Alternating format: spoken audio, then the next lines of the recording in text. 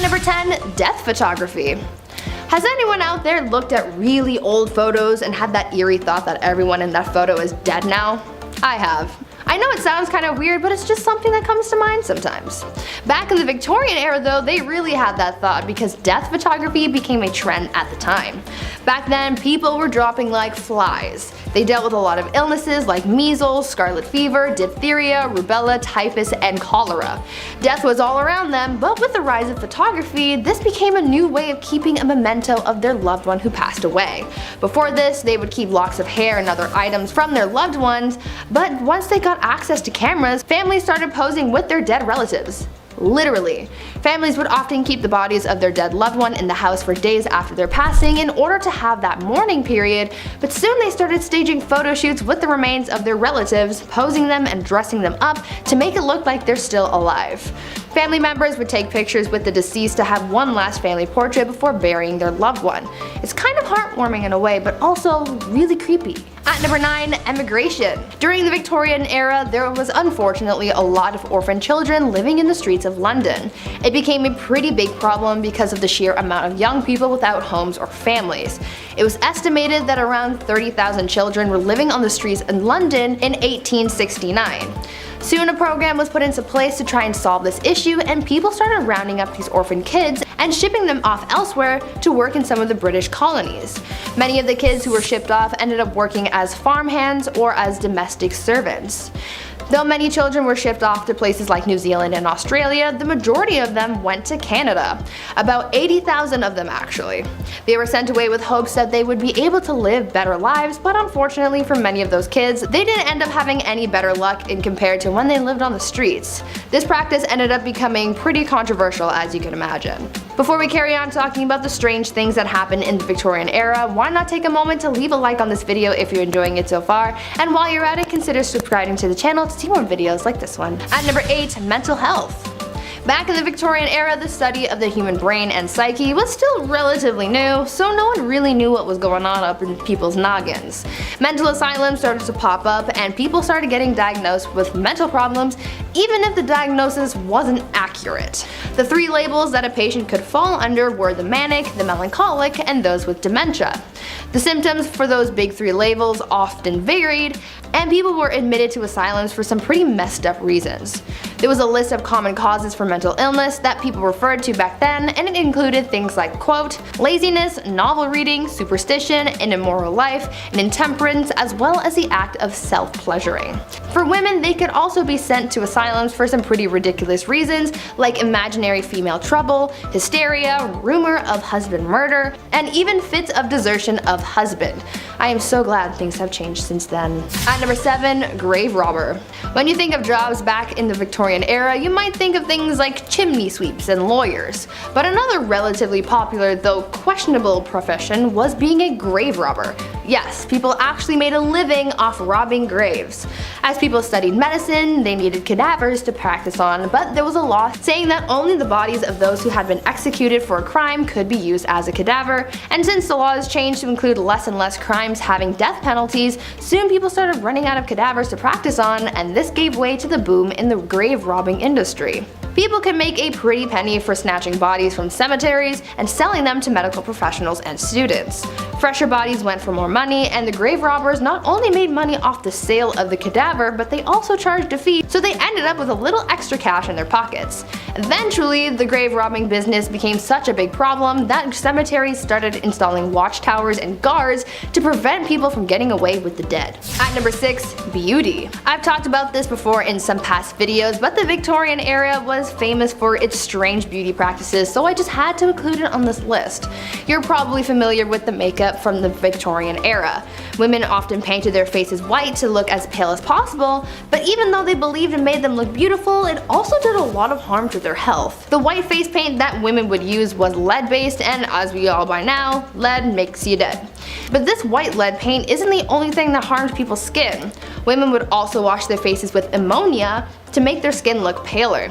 At night, women would rub opium on their faces, and if they were really dedicated to their beauty regime, they would also ingest arsenic. They were literally poisoning themselves in the name of beauty.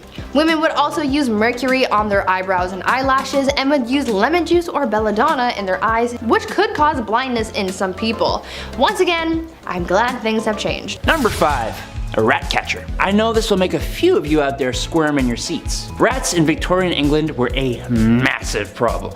They were everywhere. Every nook and cranny of your house, from the basement to the pipes. There was even an account of them spilling over from royal parks. So of course, where there is a problem, there is a job. Rat catchers were pretty famous throughout the Victorian era and were highly praised in society, but the job wasn't too glamorous. You'd be going into the dark, dirty places where rats would make their homes and catching and often killing thousands of rats a year. Often rat catchers would use other animals like dogs and ferrets to help them hunt down the rats too.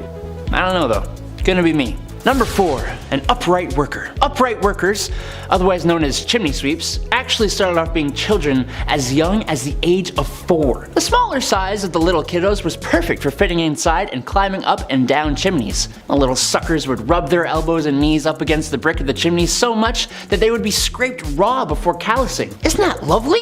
No, it's not. It's horrible. Some children were deliberately underfed to keep them small enough to do the job. Some of them would get permanent lung damage from the dust and smut and smoke from the chimney. Some kids even got stuck in the chimneys. Thank the Lord they eventually passed a law that would make it illegal for anyone under the age of 21 to be a chimney sweep. But even then, 'tis not a profession many would like to have. Number 3. Matchstick makers. The idea of a lighter wasn't really a big thing in the Victorian era.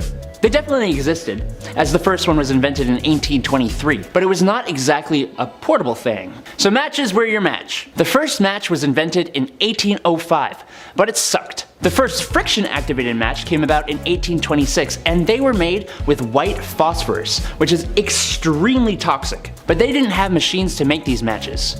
No, it was actually mainly done by teenage girls. And in the worst of conditions too. Forget protective gear.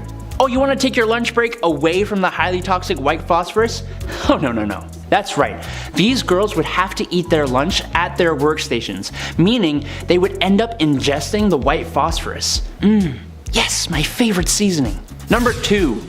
Resurrectionists. Back in the day, medical schools who wished to study the human body only really had access to the bodies of criminals who had hit the end of the line. There actually weren't too many of these bodies around, which led to a good price for bodies that were in reasonably good condition, other than being deceased. This wasn't exactly the greatest idea, as now you've created an opportunity for people with no morals or empathy to go and dig up fresh graves, becoming resurrectionists. A cool name for an absolutely god-awful profession, if you could call it that. The problem was bad enough that people would actually guard the graves of their recently deceased loved ones. No one should have to do that. Number 1. Night Soil Man. Alright, if you need me, I'll be depositing my night soil over in the toilet. Poop. Night soil is poop. And the night soilman? Well, you see, before we had real sewer systems, the night soil you deposited at home would go into a lovely hole in the ground. As you can imagine, these would tend to fill up over time, and that's when you have your night soilman come in. Yes, his job was to clear out the poop deposits from houses and cart it away in the middle of the night so nobody in polite society would have to see it. But they were always in business, so that makes the job a little less crappy. Number 10. The cholera belt. This is just so silly to me. While the Victorian era seems like a long time ago, it's really only like 3 to 4 people ago. So yeah, your grandparents or maybe even your great-grandparents could have experienced a life like this. As we all know, disease was rampant back then, and thank God we're a little less gross now, am I right? Well, cholera was quite the tummy bug going around back then, causing upset stomach, indigestion, and the Oregon Trail's favorite, diarrhea. Ooh, no thanks. So the people of Victorian times came up with something that, well, wasn't only functional, but fashionable too. Very nice. The cholera belt was a piece of red fabric that was to be wrapped around the belly to keep you warm. That's because people thought having a cold belly caused cholera. Because yeah, that definitely gives you cholera. Yeah, for sure. Yeah. That's what does it. It's not. It's a sickness. It's a virus. Number 9. Scheele's Arsenic Green. For some reason, green was all the rage back in Victorian times. I'm not sure why. I'm personally not a fan of green, but except for the green screen. We love that. I know you guys can't see that, but I love the green screen. When I was a paint mixer, sometimes people would bring up the wildest colors for me to mix, and they weren't for art projects, they were for walls. So weird, but I digress. There was a common color back then called Scheele's Green. It was made in a lab by a spooky, scary Swedish guy named Scheele. Go figure. This color was used in everything: dresses, fabric, paint, you name it. The trouble is, it was a compound of copper and arsenic. Therefore, it was toxic and caused a lot of harm. It also had links to cancer. For example, when Napoleon was banished to St. Helena, the walls of the house he was staying in were painted with shades of Scheele. Eee, that's not good. Pretty sure he died of stomach cancer too, so there's a connection there. Number 8. Beetle dresses. Like I said, the green color was really in at the time, and there were other ways of achieving such a gorgeous glow besides using Scheele paint. Similar to how Cleopatra made her eyeliner, some dresses in Victorian times were made with pieces of beetle. Oof. I'm sure there are some folks out there who probably don't mind that, but for the rest of us that don't care for Halloween or My Chemical Romance and Tales from the Crypt Keeper, hard pass. Basically any beetle or colorful bug that wings, or I guess caprices, was worth keeping was prepared and sewn into fabric. The finished product doesn't look like it came from creepy crawlies. It actually looks kind of good, to be honest. Mind you, this is a time when a lot of things were still done by hand, so there's a little bit of love in each beetle you stitch. That's kind of nice. Mom helped out with that one. That was nice. Number 7. Wearing black for weeks. Losing a family member is tough. Life can get hard. In Victorian times, passing away was a big deal. There was usually a big funeral, flowers, tears, everything, the whole works. The crazy part is, you were expected to wear black, or mourning clothes as they were called, thought to be an outward expression of one's emotions and feelings. However, it's not like that one funeral of the distant uncle you had, where as soon as you got home you ripped off your suit and hopped on Call of Duty to see what your friends are doing. Oh, on the contrary, my ninja diffusing friends, because in Victorian times, your search and destroy matches would require you to wear those black mourning clothes for a long time. Sometimes even weeks and months on end. Queen Victoria wore hers for years after her husband passed, and it was odd to see her in anything but black. That's a weird story. That's crazy. Number 6. Aniline dye. In 1856, William Henry Perkin was trying to create an anti-malaria drug using aniline. After all, the British were spending an awful lot of time in foreign nations doing as the British do and needed a cure to keep doing what they do. Well, he did not find a cure for malaria, but he did discover it makes a very lovely dye that makes deep reds, purples, and black. You need that for the funerals. Naturally, this picked up a lot of steam and began to be used in everything from socks to shoe polish. Yeah, I know, right? Trouble is, once people got enough exposure to the clothing with aniline dye, their skin would go red, itchy, inflamed, and was known for causing really bad headaches. That's because it would absorb to their skin and poison their blood. That sounds pretty actually, I don't want that. Number 5. Cat attacks. If I had to pick, I would of course say I'm 100% a dog person. I'm sorry, I grew up with 2 cats, I'm allergic. I grew up with 2 dogs, not allergic. Dog guy all the way, sorry. Cats are cool, but this next story just totally freaked me out. Back in 1870, this rich woman had put her time, energy, and resources into cat breeding. How lovely is that? She had tons of cats, she loved all of them, and they loved her.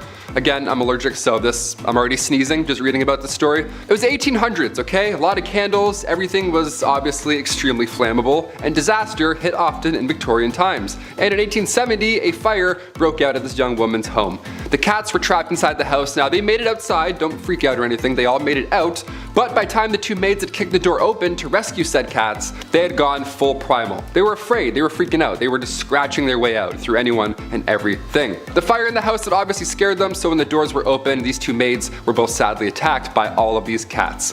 What a horrible thank you for saving all of their lives. I pulled my cat's tail when I was younger. I learned real quick, never to do that ever again. Number 4, hiccups. Today we have many cures for hiccups. Yeah, you gotta get scared or hold your breath or drink water like while you're doing a handstand. I don't know, everyone's got weird ideas, whatever. But nothing was as dangerous as the Victorian era hiccup cure. Yeah, ready for this one? Don't try it. This one's scarier than a jump scare, that's for sure. In 1899, again in the good old Merck medical manual, it recommended using chloroform to cure your hiccups. Yeah, just completely damage your entire nervous system and poison your kidneys, for sure. To get rid of hiccups, that's way better. This 19th century anesthetic was not a solution. Never try this. Continue scaring your family and friends. That's definitely the way we handle hiccups now. Number 3, tapeworms. Back in the Victorian times, they really figured out the trick to weight loss. Yeah, was it watching what you eat, maybe counting your steps, maybe getting a gym membership, something like that? Nope, and no way. No, it was way easier than all those things combined. Can you believe that? And you didn't even have to pull back on how much you were consuming. Doesn't this sound fascinating? What is this? Well, all you needed was a handy tapeworm. Yep, I don't have one. I don't know why I pointed. That'd be gross if I had one. Yeah, tapeworm. You know those things that can kill you today if you get one? See, the plan was if you eat a tapeworm egg, okay, it will later hatch in your stomach, and at that point you could just eat anything you wanted. Because every time you ate, the tapeworm would also eat, so you could get your snack on while still rocking those Victorian skinny jeans, right? Tapeworm cyst pills, or go for a jog. Your call. Number 2, Victoria's reign. Queen Victoria's reign started in 1837 and it lasted until the Queen's death later on in 1901. At just age 18, Alexandrina Victoria had to rise up to the throne. She was born, of course, on May 24th, 1819. Queen Victoria was 5th in line when she was born, so right off the bat, it was actually highly unlikely that she would ever get the crown. Then one by one, out of nowhere, all of her family members began passing away suddenly. In 4 years, 3 of Victoria's cousins passed away, and then her father and grandfather both died a week apart from each other. So by the time 1830 rolled around, Victoria was only 11 years old, and already she was next in line for the throne. That's how fast it happens. So as if that wasn't already stressful enough, Victoria was brought up under the Kensington system, which if you haven't heard of before, it's pretty awful. Victoria's mother, Duchess Victoria of Kent, she created this Kensington system to control her daughter. She literally isolated the child from mates or family members, anything fun or social, you name it. Her mother did this to keep her pure, of course, to keep her the most pure lady. This system sounds awful. Her mother would monitor her every action, including who she can see or speak to. Victoria only had 2 playmates growing up. That's it. I'm like, hey, me too. She had her half-sister, Princess Fedora of Leamington, and the Duchess attendant Sir John Conroy, his daughter, Victoire. I mean, only 3 friends growing up, that's cruel. She shared a room with her mother until she was finally queen. Yeah, she couldn't walk down the hallway alone at any point. She had to always walk with her mother by her side, even to the washroom. That's crazy. Victoria has reflected on her childhood since, and yeah, she hates John Conroy for manipulating her mother, and she actually refers to him as Demon Incarnate, so that's good. It's a nice nickname. Incarnate? He's a demon. He's the worst. Let's just call him that. And finally, number 1, royal enemies. Being the queen and all, a security team is of course needed at all times. And during her reign, there were multiple attempts to harm the young Queen Victoria. The first attack was back in 1840. It was a young guy named Edward Oxford, and he attacked the Queen's carriage. Just ran at it like a crazy guy. Obviously, and thankfully, nothing happened. But when Edward was later accused of high treason, he was actually found not guilty due to insanity. Then a couple years later, in 1842, it happened again, but this time it was 2 men attacking the carriage. And then in 1849, her carriage was attacked by William Hamilton. In 1850, as the carriage was passing the gates of Buckingham Palace, Robert Pate, a retired soldier, ran up and hit the carriage with his cane. He was going nuts as well. Everyone wants this carriage. This is like the ultimate, no one's getting through this carriage apparently. Victoria was okay, luckily, but of course she was shook after all these events. Then again in 1842, 1849, 1872, attempt after attempt, it was horrifying. But then things got a little worse with a man named Boy Jones. Yeah, this guy stalked the Queen from 1838 until 1841. This guy somehow managed to break into Buckingham Palace more than once. He knew a way in just to Buckingham Palace, which should never be a thing in the first place. And the weird part is here, Boy Jones, once he was inside the palace, he would hide under the Queen's sofa. And he would also just sit on her throne for hours, just hanging out. Yeah, he would pretend he's Cersei Lannister and just sit on the throne for a minute or 2. Think about life. Eventually, thankfully, he got caught, but imagine coming home and Boy Jones is sitting on your couch. You're like, what are you doing? Take that shirt off, get out of here. Number 10, bottomless undies. I think I speak for everyone when I say that putting on a clean, fresh pair of underwear is a nice feeling. Gone is the brown underwear that was once white of yesterday, replaced with fresh, loving linen of today. Now, if you're also like me, then you probably have some underwear with holes in it. I'll throw them out eventually, I'll get around to it, just wear them a few more times first and then I'll get rid of them. But did you know that some ladies' underwear in the Victorian era had no bottoms? Yeah. Part of the many layers of clothing that women were wearing back then, their underwear had no bottoms, which to me is the whole point of wearing bloomers in the first place. You gotta keep your business warm and packed away. I just don't understand what the point of having it all hang out is. That's just stupid. I don't know. Number 9, no razors. There's a joke about the 70s, George W. Bush, and garden hedges here, but I'm gonna let you fill in the blanks. Basically, this is a time in history where you cannot hop in the whip and drive on over to your local hair razor dealership because there ain't no whips and there ain't no CVS or Shoppers Drug Mart if you're Canadian. Today, you can buy disposable razors pretty much anywhere, and there's multiple models for doing so. When things get hairy, you got options. Women in the Victorian era were not so lucky. They had to go for the natural look. Now, not that there's anything wrong with that, it's just, I feel like a girl's gotta have her options. She gotta be able to, do her own thing. Why not? Number 8. The dirty Thames. When you think of Victorian England and the people, there's only really 2 classes, the wealthy and the ones who are broke and sound like they're from Peaky Blinders, love. Yeah, that's right. However, even for women of high esteem with their bottomless undies and lady maidens growing a flush, the streets of Victorian London weren't very bourgeois, to say the least. Muddy dirt roads, thieves, beggars, and a really bad smell. It just didn't smell very nice. Oh, and also a really scary guy, but we'll get to that in part 1. But perhaps the most disgusting was the Thames River, which after years of treating it the same way Brendan Fraser was treated after the Mummy franchise was over, it wasn't a good look. It was full of filth, sewage, garbage, and animal cadavers, so much so that it was said you could walk across the river on top of them. That is no place for a lady to be. Ooh. Number 7. Calf ear appetizers. This one goes out to all the folks who like their steak well done, as this may be too much to stomach. Given the way food was prepped and handled back then, I would agree with most folks that cooking the devil out of your meat was probably just the safer bet. Sucks for me because I like my steak rare as you can make it. Blue, almost, honestly. I love it like that. I am also willing to bet that most of you folks who like your steak well done aren't a big fan of fat and gristle. I also love fat and grizzle. I just like meat, what can I say? What I'm getting to is calf ear appetizers. Yes, cooked calf ears, which I'm pretty sure are just like pure cartilage. Higher class women could often find themselves at parties where they would serve up this chewy delight. You'd probably just be chewing on that for a while. I feel like most people wouldn't like that. Is Chris a cartilage guy? I don't know, we'll see. Number 6, hand cleavage. This goes for every inch of the skin, really, but women had to cover up back then. That means no ankles, neck, or God forbid a wrist. If a man saw a wrist, they would act ooh. Well, I don't know if they were that down bad, but women of higher esteem wore gloves. There's etiquette to gloves. It was all part of the culture, which means only women with dosh could practice such glove etiquette. I say no woman should have to cover up. She should wear whatever the heck she wants when the heck she wants to. However, with the gloves, I believe there's a separate issue. I have an issue being a big dude with asthma.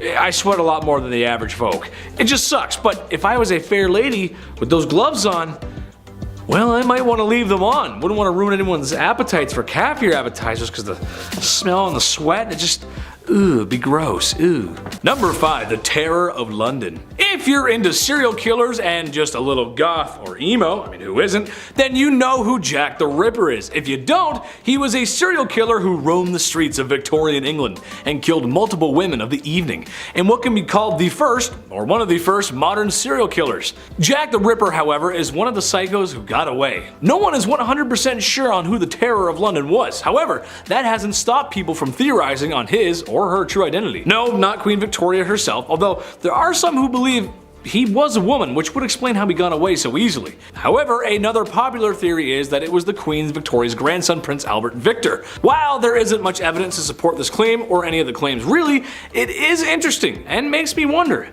maybe the royal was a killer? We'll never know. Number 4, short kings unite! Even though I'm a semi-charming and moderately handsome internet host, I suffer from an illness a lot of men do. I suffer from shortness. When the Lord was making me, he just put a few extra drops of cute in the mix. And then there was no more room for my legs to grow. I just see life from a little bit down below. Although, I own it, and thank God I don't have little man syndrome. All toxic jokes aside, Queen Victoria may have been a good fit for us short kings, as she was barely 5 feet tall. She's known for being a formidable queen, but When you're that short, it can sometimes be difficult to keep your stature. Somebody take me seriously. Number 3, dollies. Okay, so maybe my Sailor Moon merch collection is weird. Maybe I just want to be a cute blonde Japanese girl with a short skirt fighting evil. Can you blame me? However, something I always find strange, no matter who it is and who owns it, is a doll collection. Why? Why? And it's never a couple, it's always a large collection. And tell me why anytime you go to visit someone and stay overnight, they always put you in a guest room where the majority of the dolls reside. There's nothing like 100 pair of creepy plastic eyes staring you down while you're trying to sleep in a bed that isn't yours. Well, Her Royal Majesty had her own collection of dolls. Yeah, that's right. You can just imagine the kind of treatment these dolls received. It said she had hundreds of them and most likely wore higher quality clothes than most common folk at the time. Great, now my worst nightmares outnumber me and they're dressed to the nines. Whew, dolls are just creepy. Number 2, Here Comes the Bride. Imagine being so powerful, so mighty, and influential that you'll create 2 Western traditions. Sure, the Christmas tree is great, but I'd argue the white wedding dress is more. She wasn't the first to wear a white wedding dress, but she was the one that made it happen. There's a few reasons why, and the obvious one is flexing that royal coin, but imagine trying to keep pure white clothes clean in the past. My mom makes a mean spaghetti and meatballs. And I have a difficult time keeping those stains off my white t-shirts, which, if you also ask my mom, is a bad color for me. I was a messy kid.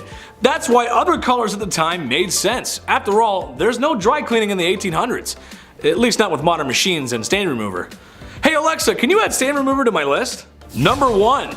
Send lewds. Despite being known as a somewhat prudent queen, apparently the queen had an eye for the art that was lewd. In one case, the royal husband and wife gave each other art.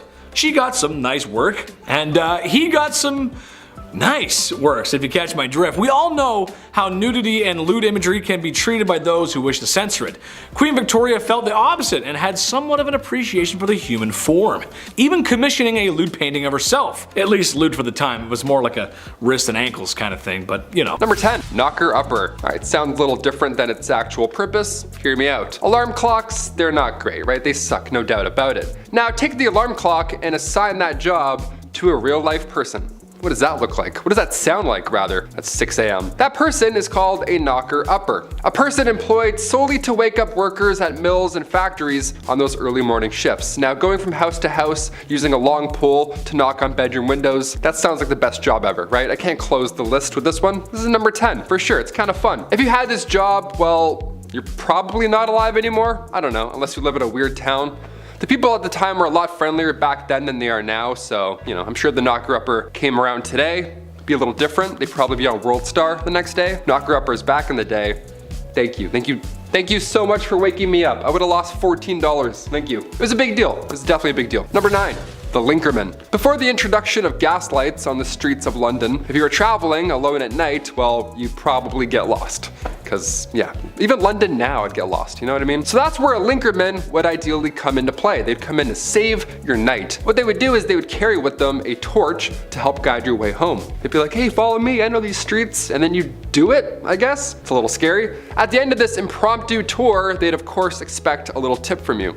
Of course, thank you for lighting my path and getting me home. Cheers. Here's 1 nickel. It's actually a lot back then. Here's 1 penny. There we go. They weren't so bad. They were generally pretty helpful in getting you from point A to B, whilst also being able to see 1 foot in front of the other. That doesn't hurt, especially in Victorian London. You get to step on a dirty rat. That'll be gross. It's like a friend walking you home, only you don't know them, and it's the Victorian era, so probably pretty unsafe. 50-50 if you're gonna make it. And their charge was usually 1 farthing or the equivalent of a quarter. The Linkerman, like a lot of the jobs on this list, was actually featured in a lot of art and literature from that era. And there were even a couple famous Linkermans, like Lawrence Casey, for example, who was the personal linker boy for the courtesan Betty Careless. Imagine that, your arm must be so strong with that lamp all day. Ooh, it's just like, oh, I can't put it down. Number 8, ghost photography. 1800s ghost photography. Apparently it was a theme or a vibe, I don't know, but there were people that would take the photos of these ghosts. So at one point you would be hired as a professional ghost photographer. On paper, here's your tax returns, that's what I did. The camera, of course, was a hot new invention back then, so tales of ghost and spirit were easily believed, especially when you have a photo of a see-through woman. That probably helps. Sell your tail for sure. Like, here she is. It's like, that's mom. That's definitely not, you just did that in the back room. I don't believe you. A big name in the ghost game was that of William Thomas Stead. He was born in 1849, so now he's for sure a ghost. Stead was the son of a Congregationalist minister, and at the age of 22, he was appointed as editor of the Northern Echo, which was a regional newspaper in Darlington. Yeah, this British medium, Richard Borsonal, featured a photo of W.T. Stead and a spirit. Imagine that. Imagine a day where somebody was awarded the Nobel Peace Prize and they also posed for photo ops with ghosts. Like, can we pick a lane? Science or not? What are we doing here? Number 7, grave designs. Graves, but make them cool, you know? Customize your own pit in the ground. That's fun, that's grim. In the late 1700s, cholera, bacterial infections, pretty much anything floating around your mouth and eyes, it was spreading and it was bad. Not a good thing to ingest. Not an ideal time in history. Many were biting the bullet at this time, of course being gravely ill. But with this came a dark, new, fun trend. Yeah, here we go. The safety coffin. Yeah, let's make your own coffin, DIY. These coffins, God forbid, you were buried alive, while these safety coffins would allow the dead to rise again. Yeah, some Tony Stark guy in the back's like, if you push this, the body will pop back out and come to life. It's like, really? A lot of these coffins were built with extra comfort on the inside and of course a wire, the safety backup wire. This wire ran through the coffin, through the ground, and attached to a bell on the outside on the ground. So if somebody was walking by and they heard a bell ringing beside a gravestone, first of all, it's haunting, well, they know something's up and they can get them out. But folks would get creative with their safety coffins. They would ask the inventor to make them crazy things, like a man named Robert Robinson from Manchester. He had some odd requests. He passed away in 1791, but he instructed his family and watchmen to open this special door on his coffin after he passed. This special door would reveal a layer of glass. Yeah, so if anybody saw any condensation, well, you know, he's still alive and get him out. Only he wasn't alive. And now we just have the world's scariest exhibit, just a real life dead man. Let's close that back up forever. I don't want a glass coffin, that's disgusting. Number 6, rat catcher. I mean, obviously you know what's gonna happen with the name the rat catcher. It's gonna make a lot of you out there squirm in your seats, and I apologize in advance. Hit that thumbs up, you know, let's even out the energy. Rats in Victorian England, they were a massive problem. They were everywhere. Every nook and cranny of your home probably had a dirty, fat rat just sitting there with its weird teeth looking at you. From the basement to the pipes, everywhere. It was literally a big problem. There's even an account of them spilling over from royal parks. So imagine that. So of course there's a problem. So of course where there's a problem, there's now a job, right? Someone's got to do something about it. Rat catchers were pretty famous throughout the Victorian era. I mean, of course, brave souls, and they were highly praised in society, but the job, obviously, wasn't too glamorous. You'd be going into dark, dirty places where rats would make their homes, and we'd catch them, and you'd often have to kill thousands of rats every single year. And then deal with that. I don't even know how you deal with those bodies. Let's say bones, ew. More often than not, rat catchers would use other animals like dogs and ferrets to help them hunt down the rats. So you have your own little animal posse hunting down other animals. You would feel pretty good. You'd feel like the king of animals almost. Probably not, eh? It's probably a disgusting job. You probably hate it every day.